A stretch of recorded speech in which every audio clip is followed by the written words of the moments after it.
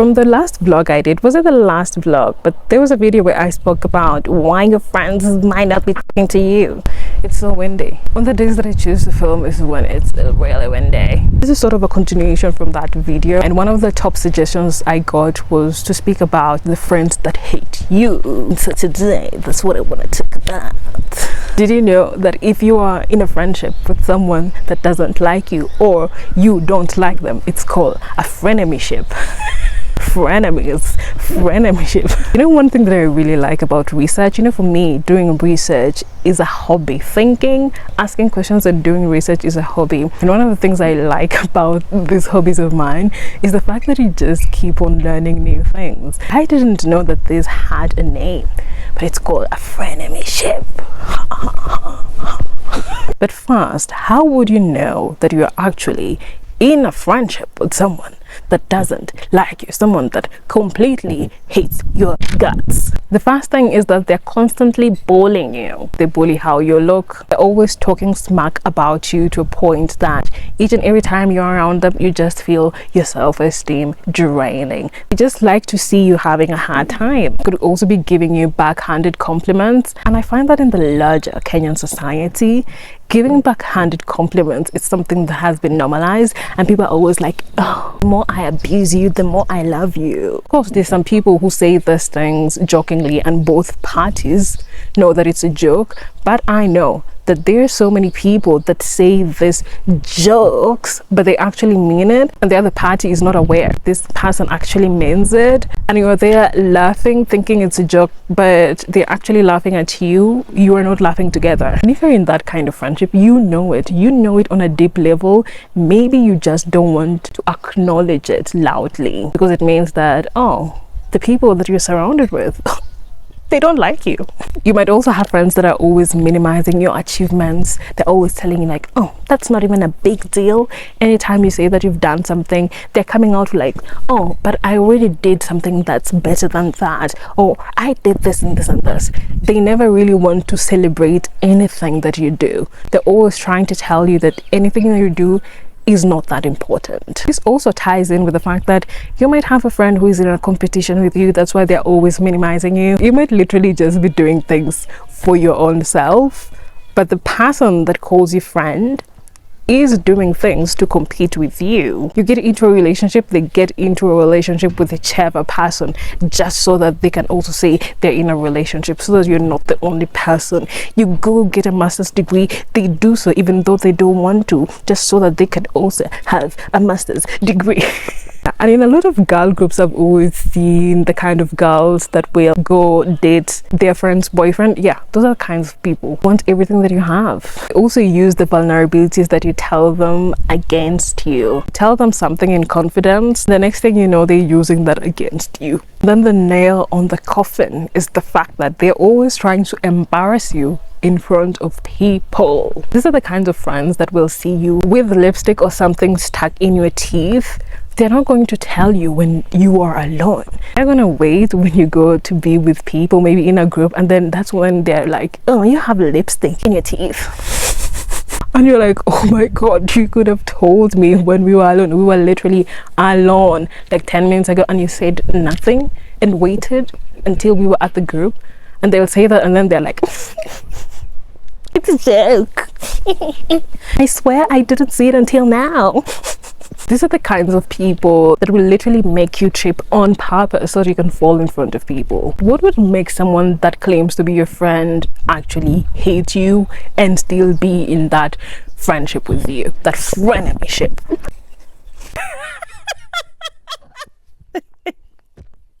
My brother is telling me that filming this is weird because I'm speaking to people who are not here. And that's one of the reasons why, creating videos, there's a talent to it. Because for me, being in front of the camera is one of the things that I really like.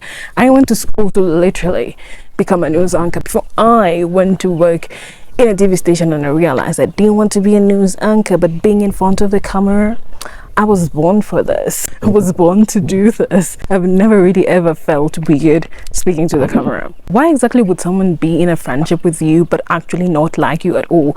One of the things is that They don't like you as a person, but they like what they get from being around you. We're always seeing this with a lot of famous people. They have people around them that just want to benefit from that success that that person has, because it's very true that the proximity that you have to people who have a certain status will always benefit you. It could be as simple as that. It's nothing really against you. They just don't like you as a person. That is very possible. You will never really like everyone, but they just like what they get from being around you. And then of course there's the kind of people who are jealous of your life and they want to live your life, and they're remaining in your friendship group, or they want to be your friend because they want to live that life with you. Being your friend means that they get access to this life that they want. These people are the most dangerous, because you find that inside of them they think that they deserve to live your life more than you. You'll find those that are looking at themselves and they're like, oh, I'm better than her. Why was she born into this life? These are the kinds of frenemies that will always be starting rumors about you without you knowing. They'll be the ones that have multiple social media accounts just to hate on you and you wouldn't know. I feel like the show that has really depicted this in the best way possible is As the Crow Flies, the Turkish drama. Everyone should watch this because they really show this idea of a friend hating on their successful friend really well. It follows the story of a news anchor and the relationships around her. It really depicts the story in a beautiful way, but in a way that is also very scary. It's really scary to have people that want your life around you. My goodness. You know, the thing is, they don't see the effort that goes into you living that life. They're just looking at the results and they think that you're not qualified for that. They want to have that, but they don't want to put in all the effort that it takes to get there. That's why the phrase "it is easier said than done" exists, because a lot of people look at the results of something and they think that, oh, I could have that. They don't see all the things that go into actually having that. I think this is one of the reasons you also hear people telling you, I mean, this is something that I've experienced, people telling me that, oh, your life looks perfect, looks easy. It's not that it's perfect or it's easy. It's because I make it look easy. I make it look perfect. A lot of people don't get to see all the turmoils, all the blood that goes into creating something, but they just want to have that really beautiful fruit and have it for themselves. Life doesn't work like that. The reason why you could be having a frenemy around you is because they feel suffocated when they are around you. And I think this is something that applies to me in the sense of those who have been around me. I've spoken before about how I'm someone who has very high standards. I'm someone who is always pursuing excellence in everything that I do, always pushing myself to learn new things, to do new things, to work on my dreams. This can be incredibly suffocating if you're someone that doesn't believe in themselves, if you're someone that is not investing their time and energy into themselves and their dreams. And it's very easy for you to start disliking that kind of friend. And the last reason why you might have friends that secretly hate you, the fact that they feel like they're giving you a lot. And this is actually common in a lot of relationships. It's not just friendship. There's always that person that is giving a lot of themselves. And I think this also comes down to how we've been wired about relationships. I don't think it's something that is spoken, but the unspoken rule is that there is someone that is always doing the work and then the other person that is just enjoying. When it comes to the marriages, it's the women that are doing the work, the men who are enjoying. When it comes to a lot of friendships, there's always that one who is the errand girl, who's always being pushed to do everything, doing the dirty work,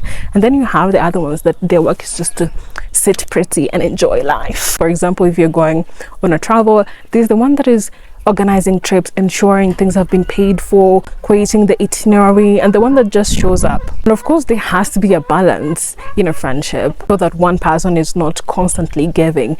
If, for example, when it comes to travel, one person is doing more of the work, it means that in another sector of that friendship, the other one that didn't do a lot in the travel planning needs to be doing more in that other sector. But most of the times we don't find that. Most of the times you're finding that it's only the one friend or a few friends in a group who are doing the entire work and others who are just sitting there and cruising through it. You might find that when one friend is going through something in life, oh, all the other friends are dropping everything just to show up for this one. When these other ones are going through something in life, this one is not coming.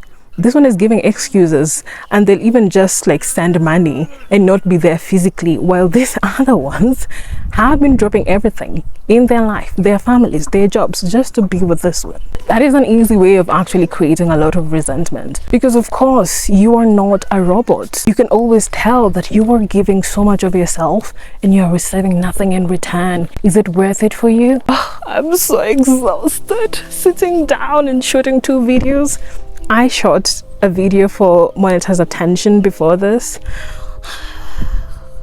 I can just feel my throat. Oh, it's on fire. These cats always look so loving to each other, but they're also frenemies. Sometimes, mostly when they are pregnant. I also feel like lately the planet has been in a frenemyship with humans, because the bipolar weather patterns we've been experiencing do not make any sense. Anyway, I do what I do best for the better part of my afternoon, eating my lunch, drinking my rooibos tea, my little favorite, and of course my post-lunch dessert, a tasty fruit salad. I'm never a big fan of anything sweet for breakfast, but after my lunch, I am a dessert fanatic. One of the things I miss about France is just taking a 100-meter walk and finding yourself in a boulangerie with all kinds of pastries, and you could decide to eat something new every single day and you would never get to the end. Oh, it's been such a long time since I saw the setting sun, because we've just been having rains and a summer weather, but this is a first one and I'm really enjoying it. And the glow from the sun, absolutely worth it. It's a little bit cold, but it's fine. One thing to be grateful for at a time, and today it's the magnificent sun, le soleil magnifique. Wait, do you say le soleil magnifique? Because soleil is masculin and magnifique c'est féminin, non? Le beau soleil. Okay, is the beautiful sun. Look at my beautiful shadow against this wonderful, very old tree that I extremely love, with all these hanging roots that you can use as a swing. But the moment you do that, all the debris from the branches are gonna fall on your head and you're gonna feel dirty, very sale, comme un salopard. I don't know what it is about me, but anytime my brain switches to French, I feel more creative, I feel expressive, I feel like this is the language of my soul. I feel alive, I feel free. The sun seems to be setting quite rapidly. Now, because I've been thinking about friendship almost the entire day, something that I've been really asking myself is, est-ce qu'il est franchement possible de faire des amis dans une société où nous sommes toujours appris que nous sommes en compétition avec l'autre et un autre? Is that really possible? For me, I find that, and I've spoken about this before previously, that I really had, while growing up, I really had a tough time making a lot of friendships, especially with other girls, with women, and this stems partly from the relationship I had with my mother, but also from internalized misogyny. And I found that the moment that I started really doing a lot of deconstruction, it became pretty clear pretty quickly that it was really going to be very hard for me to have female friends. So it's like, oh, before I deconstructed internalized misogyny, I was having trouble, and even after I deconstructed, I was still having trouble. For someone who might be wondering what is internalized misogyny, basically if you've grown up in a patriarchal society, it means that you're going to be infected with patriarchal ideas, whether you're a man or a woman. And for me, I was always being told that the girls around me were my competition. I should be better than them. So I never really could form any form of friendship with them, because we are competitors. Even the girls around me, they saw me as competition. So we were trying to fight against each other. And for what? For what? I mean, for what? And then obviously after you deconstruct internalized misogyny, and this is not something that a lot of people do, because it takes a lot of guts. I mean, you're going against the status quo. It's not easy. It means that you're finding yourself isolated, because a lot of women around you, they want to be loved by the patriarchy. You find that women who have even graduated with PhDs, they don't think that they've achieved anything because they're not married, because they don't have children. This is very rampant in a lot of African households. I mean, basically you're brought up to always just be subservient to men. Everything you do in the house is about, you know, for your future husband. Learn how to cook for your future husband. Basically, your entire existence, you're really taught to become a servant to somebody else. You're not taught how to be you. You're not taught to do things for yourself. You're not taught how to think for yourself. And the moment you become an adult and you're doing all these things that you were never taught,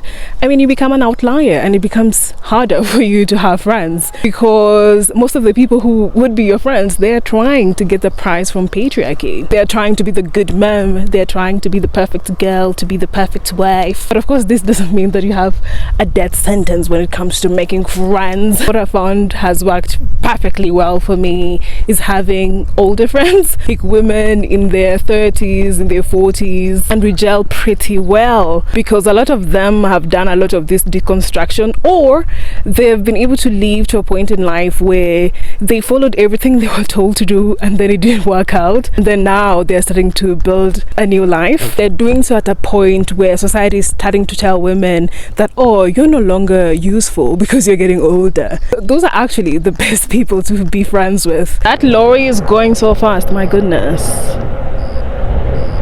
Why would anyone be driving that fast in a small village? My arm is on fire holding on this phone.